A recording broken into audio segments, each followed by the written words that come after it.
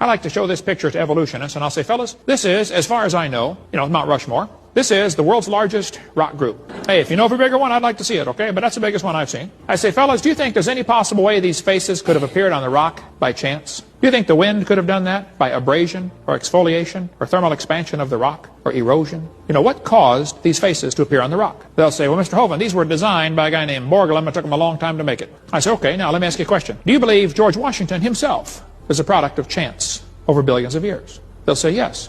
I say, wait a minute.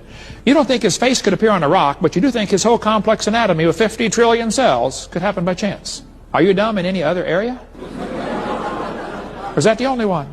Had to be designed. But see, they avoid using the word designed in textbooks. Watch this carefully. They say, boys and girls, notice how plants are adapted to their environment. They say gills are an adaptation to living in water. Why don't they say designed? By the way, how did the fish live before they adapted the gills?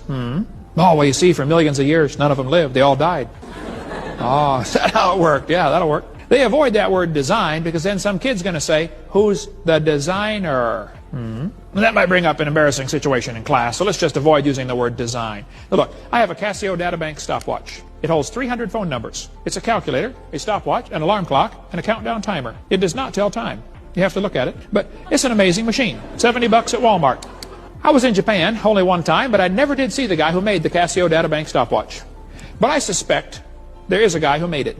Is it logical for me to stand here in Wisconsin and say, I believe there's a designer for this watch, even though I've never met him? I mean, is that logical? Sure.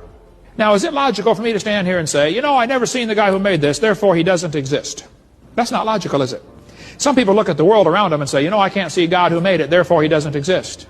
Hello, you better think about that. You don't have to see the designer to believe he exists. The design demands a designer. It's interesting that evolutionists argue against design using arguments they designed. One guy wrote a whole book called The Blind Watchmaker. He said it could have happened over billions of years.